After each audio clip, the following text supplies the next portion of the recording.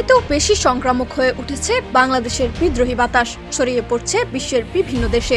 ইতিমধ্যে আক্রান্ত Syria, Indonesia ও নেপাল, আর এবার সে সংক্রামক ব্যাধি আঘাত এনেছে ইউরোপে। বর্তমানে সরকার বিরোধী বিক্ষোভে উত্তাল ফ্রান্স।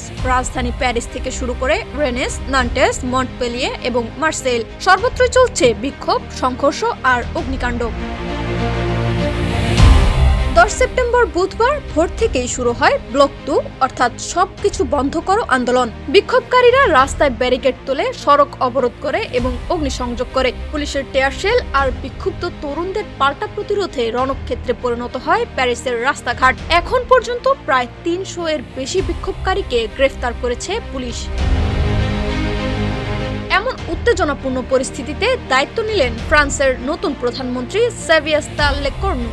কিন্তু দায়িত্ব গ্রহণের প্রথম দিনেই তাকে পড়তে হলো আন্দোলনের ঝড়ের মুখে। সরকার ইতিমধ্যেই 80,000 পুলিশ ও নিরাপত্তা বাহিনী মোতায়েন করেছে দেশজুড়ে। প্রেসিডেন্ট ইমানুয়েল ম্যাক্রোর বাজেট ব্যয় সংকোচ নীতি, সামাজিক সেবায় বৈষম্য আর তরুণ সমাজের হতাশাই মূলত এ বিক্ষোভের পিছনে কাজ করছে।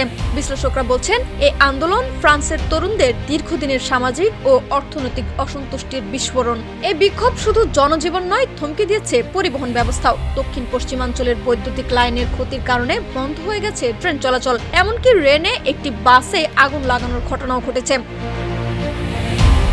পরিস্থিতি আরো জটিল করে তুলছে ধর্মীয় উত্তেজনা। প্যারিসের কয়েকটি এলাকায় মসজিদের বাইরে প্রেসিডেন্টের নামে শূকরের মূর্তি পাওয়া গেছে। কর্তৃপক্ষ বলছে বিষয়টি তদন্তাধীন। দেশজুড়ে সতর্কতা জারি করেছে ফরাসি সরকার। সাধারণ মানুষকে জরুরি প্রয়োজন ছাড়া রাস্তায় বের না হতে অনুরোধ জানানো হয়েছে।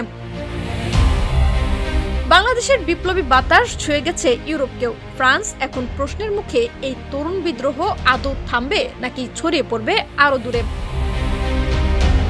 লাবনী আক্তার, ডেস্ক রিপোর্ট, বিপ্লবী বার্তা।